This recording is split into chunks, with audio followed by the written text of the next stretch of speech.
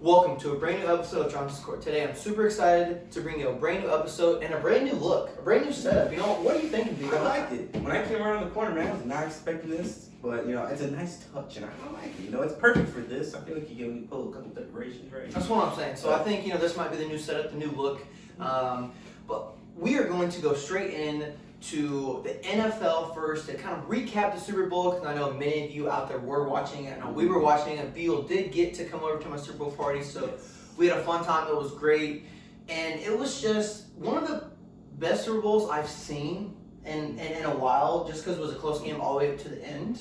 Beal, what did you think about the Super Bowl? I really loved it. You have those Super Bowls where there's just a lot of scoring and no defense, and then you have those Super Bowls where, like the last one, the Rams, where it was just so low scoring, so many punts. There's just not a lot of offensive sparks. I feel like this game was like the perfect balance of just an exciting offense, an exciting defense on both sides, and it was both scored 20 plus points. So I think it was a great balance right there. It was definitely a great balance. And with that being said, the Rams did win 23-20. I didn't expect the Rams not to win because, they were favored. It did seem like they did have the athletes, the stars. Odell did tear his ACL, so that was sad to see. But Cooper Kupp came out the MVP, so no surprise there. Do you think he deserved the MVP since he didn't get the regular season MVP? He definitely deserved it right there. He got the two touchdowns in the game, kept it close, and the game winner too. So I feel like it was very much deserved. Exactly. And it was crazy to think that the Bengals were up 20 to, let's see if you subtract 7, whatever. But the Bengals are winning going into the fourth quarter. The Bengals had the win and just couldn't keep it. So the Bengals had a chance to win this game, which is kind of crazy to think. But, Cooper Kupp, being the MVP that he was this year, was able to come down with the ball in the end zone and win the Rams the Super Bowl. So with that being said, Bigo, do you think the Rams can repeat? I heard, kind of rumors that Aaron Donald was like, if he said that if they bring everybody back, he'll play again. Oh man, that's gonna be interesting because the Odell injury with him tearing the ACL. ACLs do take a toll on a body. Robert Woods tore his ACL too. He did that, so I know he's probably further along the healing process. In recovery, yeah. So Odell might not. There's a chance he might not make it at the beginning of the season, just depending how his recovery goes, and who knows how he's gonna look. And Woods, how they're gonna look post ACL surgery, because it's hard to gain back, and there's very few instances where athletes get better after such devastating injury. I know sports medicine at its peak right now. You can have a chance compared to the past, but that's a big factor. I know Eric Weddle's retiring, but he didn't really play that much of a factor. I don't think he was one of those dudes that Aaron Donald was concerned about coming back. No, yeah, absolutely. And Von Miller too. It's going to depend if he wants to come around. I know he's teetering that edge too of does he want to retire or not? And he's got another ring, so it's going to depend on him because he's definitely a presence in itself. And then lastly is Matthew Stafford. I know he was I'd say he was the main factor in this game. When he was playing bad, he threw his 2 interceptions. Bengals were losing, but when he started out hot, they were doing good. And then when it came down to it, was he going to do good? But he was going to be that choice of whether they're going to take the lead, and he marched him down the field right there. So Matthew Stafford, he's going to have that Super Bowl hangover or not. They definitely, I feel like they do have a great chance to repeat right there. Especially with Aaron Rodgers not knowing if he wants to stay, if he's going to retire, what Aaron Rodgers is going to do. But, that's a whole other conversation itself, what he wants to do.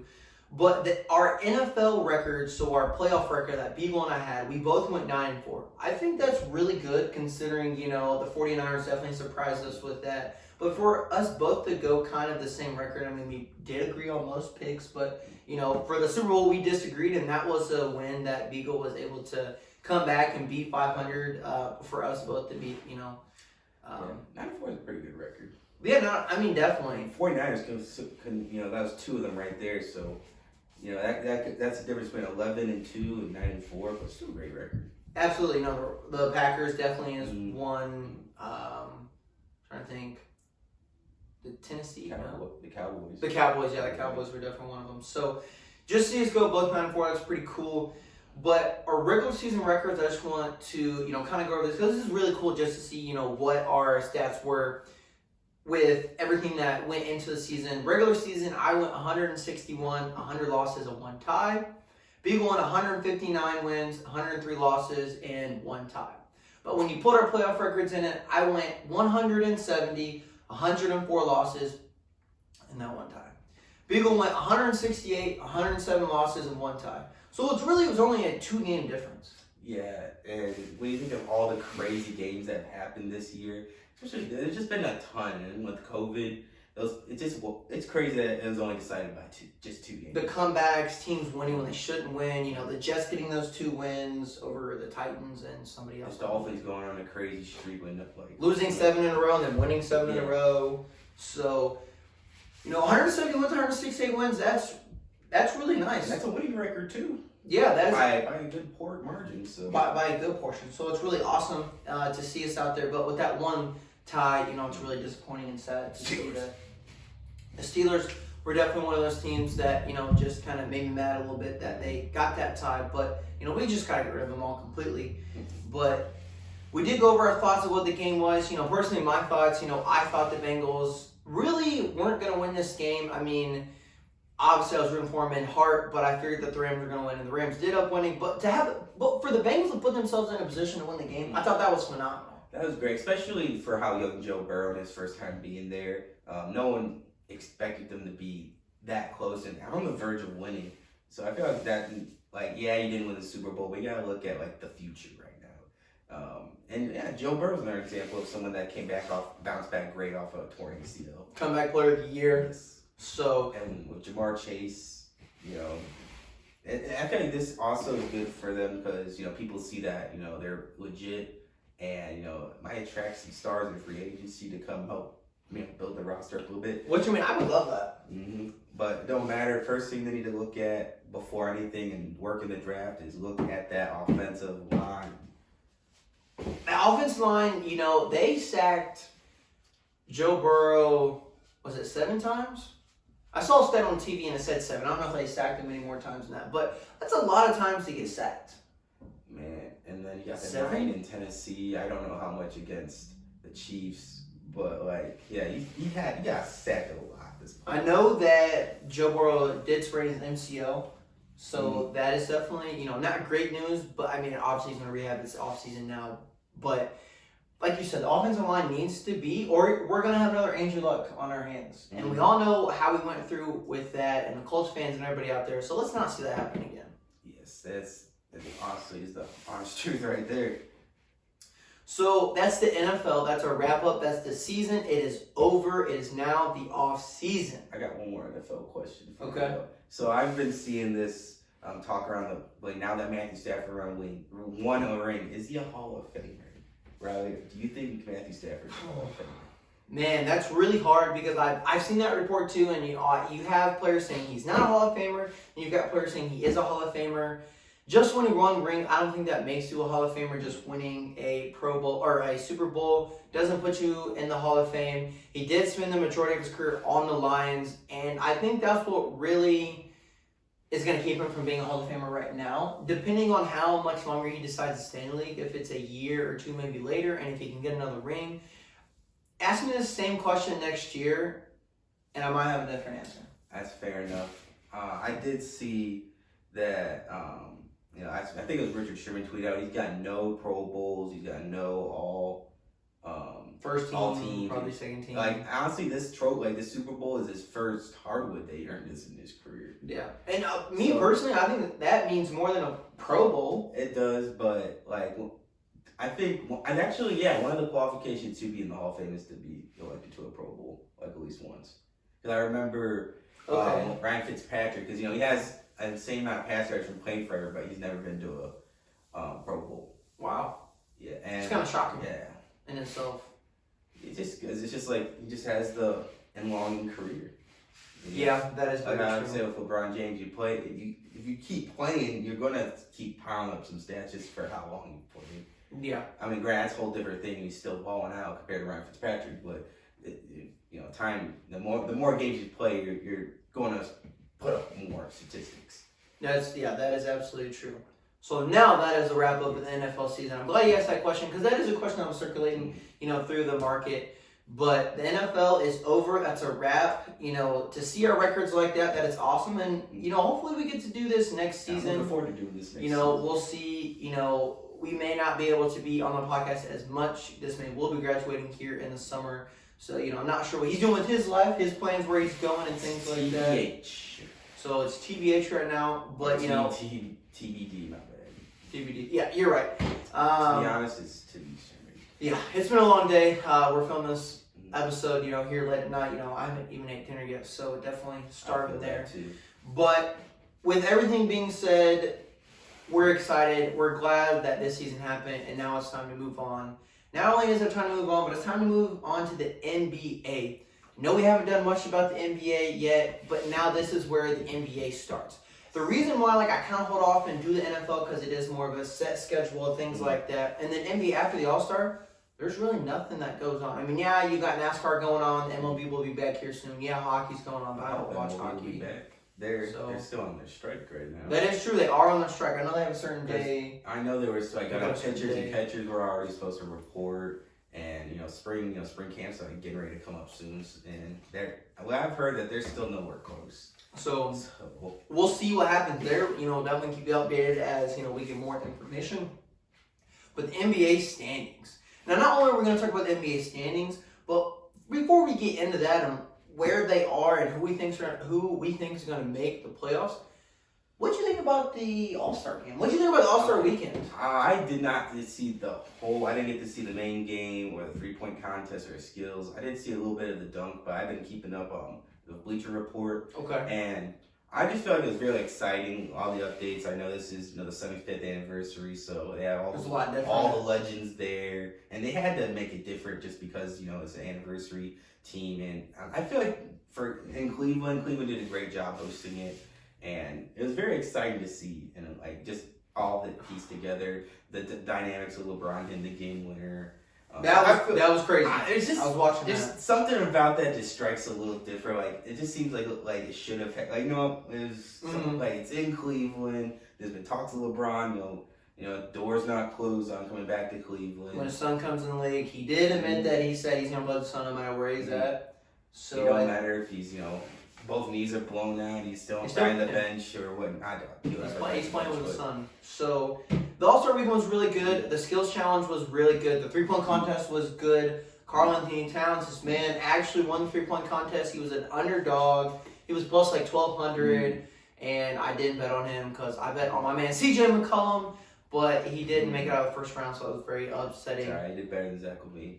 He did. I did see that. He did do better. Hurt. So Luke Kennard did pretty well as well. I didn't expect that, but he did pretty well. Cat's the third big man, first center to win. Since Kevin Love, when Kevin Love was on the Timberwolves. So it's really funny to see. The dunk contest was horrible. I'm just going to put that out there. It was not good this year. Hopefully we have better contestants next year. I saw Kareem Abdul-Jabbar walking away from the contest. He was had enough. Shaq, you saw Shaq's face, and in the past, you've seen this is one of his favorite events to get hyped up for, and then it just wasn't. Nah. And then we had the All-Star game, and that was phenomenal. Just because not only with LeBron's return, it's in Cleveland, the NBA 75. That was really cool at halftime. LeBron does hit the game winner. That was hype. I have that on video, so that was really cool to see. But Stephen Curry hit 16 3-pointers. That's an NBA All-Star record. He but the crazy part about that is he didn't beat the most points in an All-Star game. Yeah, that's because especially with the All-Star game just being with little defense and just shoot it. You're gonna miss threes too, and if you're not taking your chance for the 2 points to add on to that, I can see why you wouldn't get exactly. He came up short. He had 49. 52 is the record by Anthony Davis. Yeah, I remember that, yeah. He came up just a little bit short, and I was watching and I go, please don't beat his record. But at the same time, I wanted to beat it because it was so exciting. It was crazy. He had a 50-piece. Did he have a 50-piece All-Star Curry? But yeah, man, so he was a bucket or two away from breaking that, yeah. And that's your game too, so I can see where you're like, all right, 50's good, hold it up there. Yeah, and it was wild because he was hitting threes and just walking away before that ball even went in. Curry doing Curry things, obviously, but, just to see him hit 6 3-pointers, that's history in the making right there. That'll never happen again. I mean, yes, you'll have other superstars Trae Young and people like that shooting up threes, but nobody like Curry. The way the NBA is like all stuff. And he did it in Cleveland, man. Out of all places. That is funny too. That's what I'm saying. Like it just seems like it's almost like it was meant to be. Just it's the Curry going off. Getting we've booed. seen this before. Yeah, and it's just like it was all like a great storybook ending with the game winner, and great All-Star weekend. I was pretty impressed. And I think that's what makes the All-Star weekend so good. Is this my last one about the All-Star before we get into the standings? Is the way they run the All-Star game. Mm-hmm. Each quarter, they compete for $50,000 or $100,000 for their charity. If you tie at the end of the quarter, it gets split 50-50. I love that. So competing for a charity, that makes it so much more exciting. And yes, they don't play defense, but they play defense fourth quarter. Now, I will tell you that they did play defense fourth quarter. I love that. Do you think the NFL needs to do something like that? I was about to say, this blew the NFL way out of the water. I don't know why the NFL stopped. I know they did a prime time versus, I think it was Jerry Rice. Yeah, I think it was Jerry. I Rice. can remember it was Michael Irvin and Jerry Rice. And they had a draft. And they did that for, I think, 2 seasons. Something like that, yeah. And it was back in 2016-17. Don't quote me on that, but it was a little, not too long ago. But they stopped. They went back to their old thing. It's like, why? Why would you stop that? They did it technically before the NBA, and then the NBA saw it, just adapted and made it better. And it made it fun because, like I said, the other players didn't really play defense in the first through 3 quarters, but when it got to the fourth quarter and almost getting to the final score, LeBron hit a fadeaway, but he was guarded. It wasn't like he just. Oh, it was a well contested shot. Don't get me wrong. So, and he hit it over DeMar DeRozan. Was it DeMar DeRozan? Yeah, he hit it over DeMar. DeMar had a few mid ranges in there. So, with that being said, the All-Star weekend was fantastic and it was great, and we're glad that the NBA 75 All-Star weekend was concluded the way that it was. And we're excited for the 76th year. But now we're going into the NBA standings. We're going to talk about the Bulls. We're going to talk about the Warriors, the Suns. We're going to talk about it all. But we're going to start in the West first. Because you know what? I just feel like we got to save the East last this time. You know what I'm saying? I'm for it. So with the West, the number 1 seed are the Suns. They're 48-10. The Warriors are second at 42-17. The Grizzlies, John Morant, oh my gosh, 41-19. The Jazz are 36-22.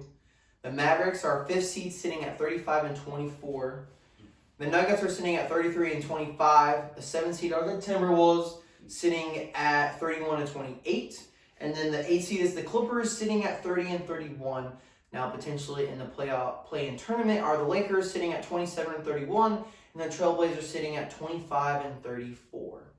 Now, with this being said, Beagle, did you think that anything in the Western Conference, did you think it was going to be like this? Did you see any teams in the playoffs right now that you didn't think were going to be in the playoffs? Going into the All-Star break, into this All-Star break, I did not think the Timberwolves would be the 7th seed. Very true. They do got Karl Anthony Towns All-Star, and Anthony Edwards is a dog. Oh, dog in a making. And another person that hasn't been, the unsung hero, D'Angelo Russell. D'Angelo Russell's been out here performing too, and Patrick Beverly's just a great defensive glue right there.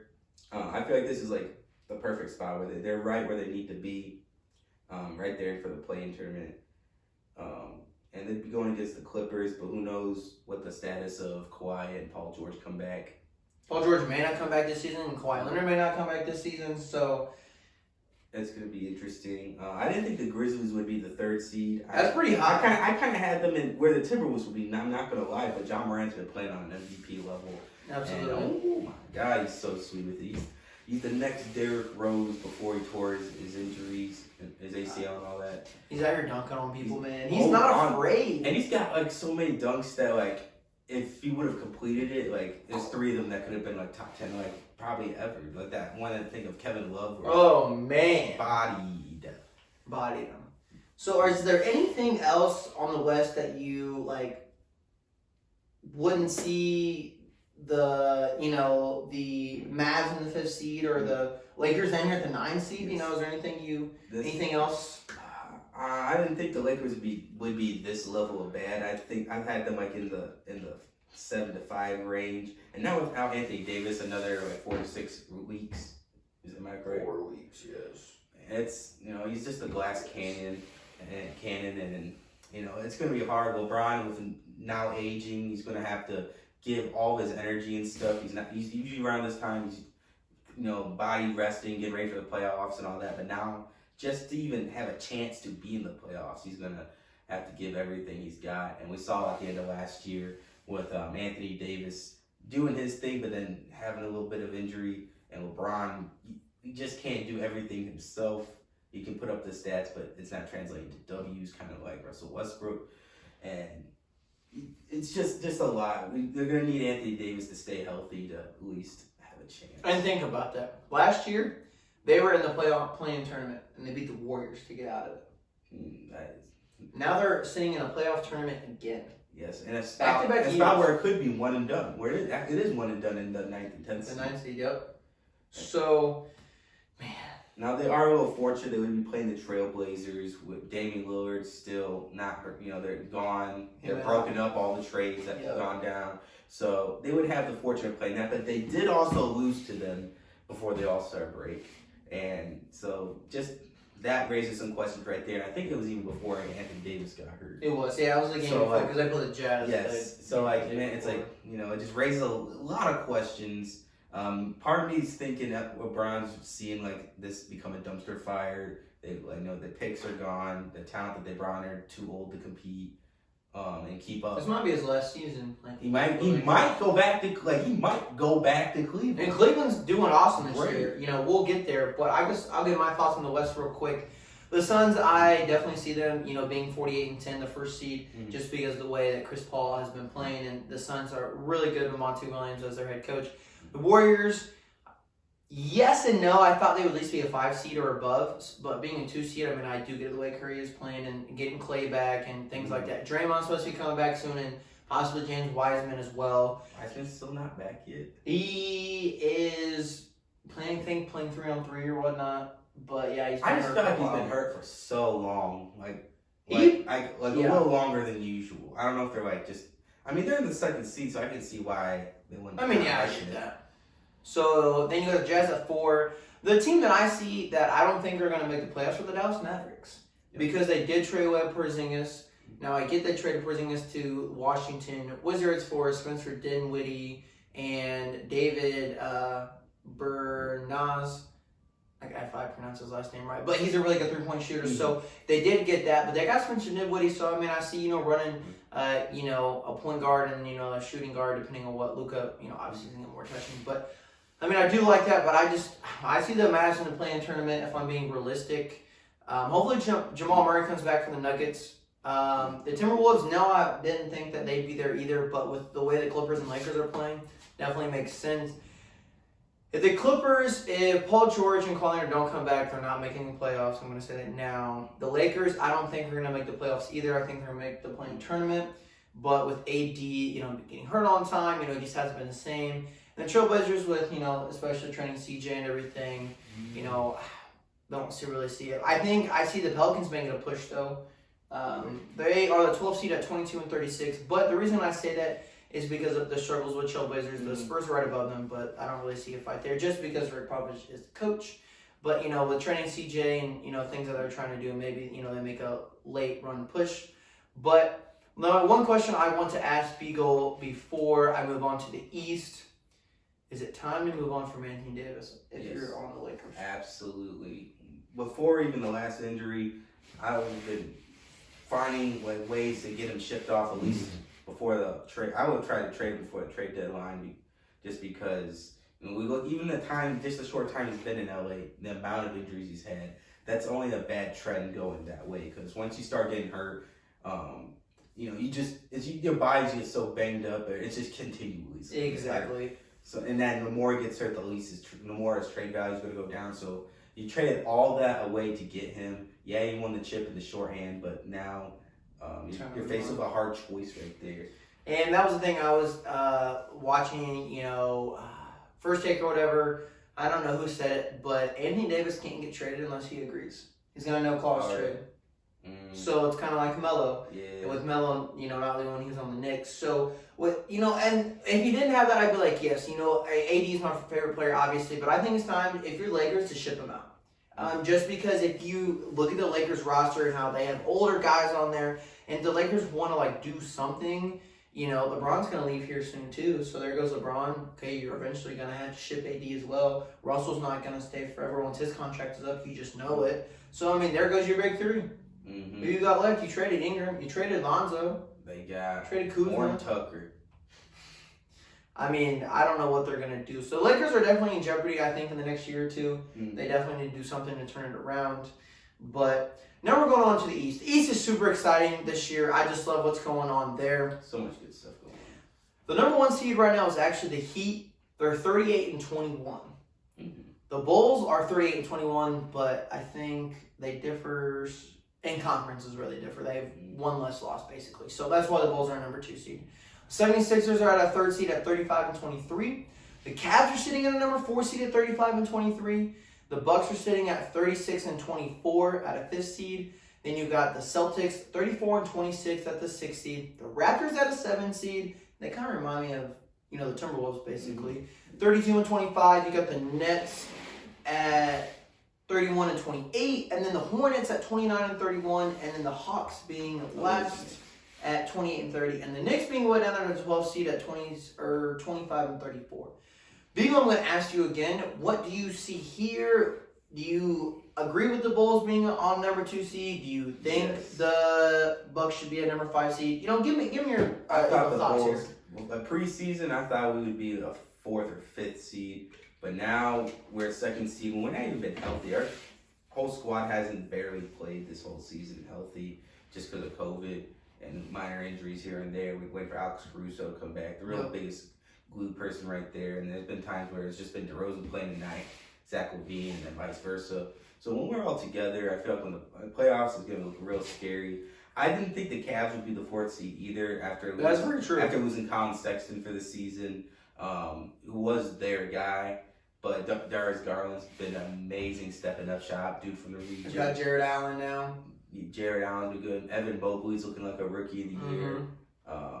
But another rookie on the Bulls, I can never pronounce his name. Ayo Dosunmu. I know who you're talking about. Yeah, I hate. Man is the next John Wall. I'm telling you, he's so athletic. He's good with dishing it. He had like a 17 assist game or sometime this season. It was the most since John Wall, but he's real good, and everybody fits their system. So I think that they could be a real threat right there.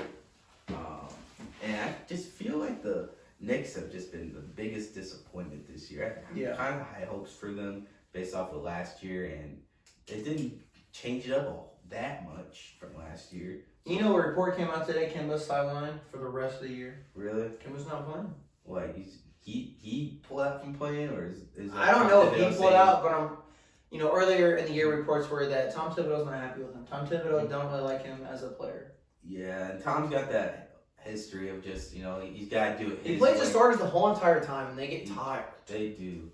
And I could get like someone Kemba's ability where, coming off the bench might not be his favorite, especially since he's got Derrick Rose, his homeboy. So I don't know if you see some sort of favoritism going on there or whatnot. I don't know what's going on. And the Nets sitting at the 8th seed. I know makes sense. The trade of James Harden and Kyrie being half and half there. I do feel like they'll get it together and at least make it to like the 6th seed. 5th, 6th seed right there. Yeah. But I feel like they're in jeopardy of they're going to have to be on the road this season. Okay.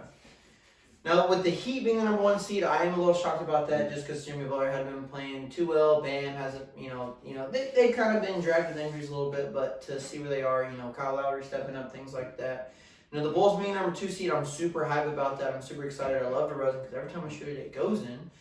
But shout out, like you said, with injuries there and whatnot, Lonzo not there right now, Caruso not there, LaVine sometimes not there.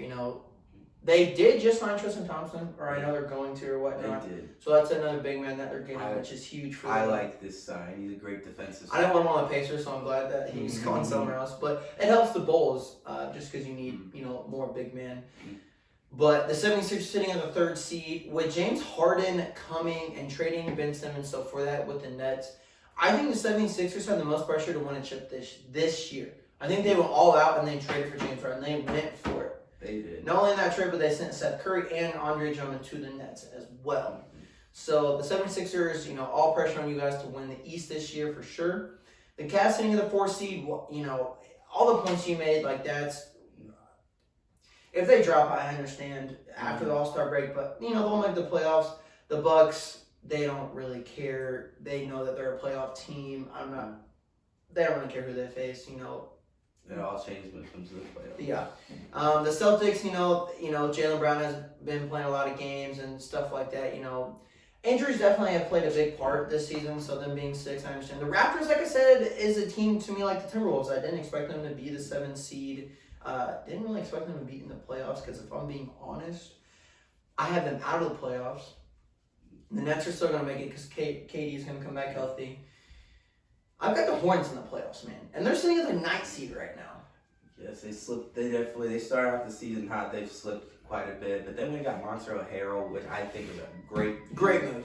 That might be the next best, after for MJ as a GM, getting LaMelo Ball, Gordon Hayward, and now Montrezl Harrell is probably the best 3 moves that he's ever made as their GM, and they all came in the span of like 2 So years. I'm excited. I think the Hornets definitely make the playoffs. I think they'll be a fun playoff team to watch.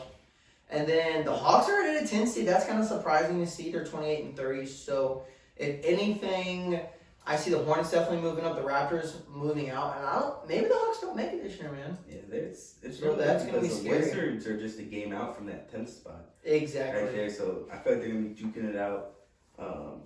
I don't think the Knicks. Yeah, but then the playoff tournament obviously comes in to play and things like that. So that has to do with our last segment. I took this picture today from NBA on ESPN off Instagram, and I just wanted to show what, if the season ended today, what the seeds look like and who they would play what. So starting with the West, the Suns are the number 1 seed, obviously. They would play the 8th seed. But right now, the Jazz would play the Mavericks. Be a good series. The Grizzlies are going to play the Nuggets.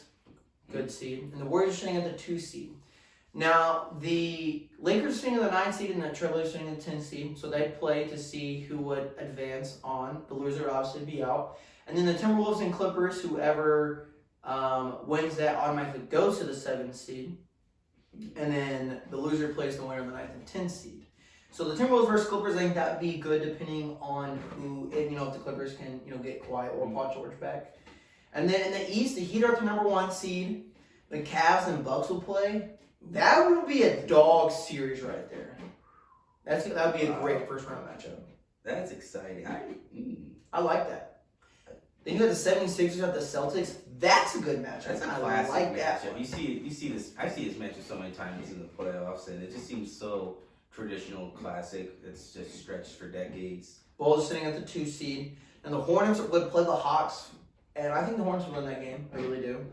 And then you got the Raptors playing the Nets as of right now. So, just to see these things kind of happen if it worked out this way, it's scary because playoff position really does matter. Now that they've introduced this new format, you got to be 1 through 6. You better be fighting. Yeah, because the potential for a 7th seed to not make the playoffs at all is pretty, and like a 10th seed to make it in, it's pretty crazy. Yes, that sucks, and I get an argument of not, but at the same time, it stops tanking. It does, because, the only teams that are really going to tank is 11, 12, and 13. I mean, you know what I'm saying? Like those bottom tier teams. Obviously you can't stop tanking completely, but I mean, okay, you can reduce it. You can reduce it, and that's exactly what their solution was. I thought I saw something where they're not going to do this next year.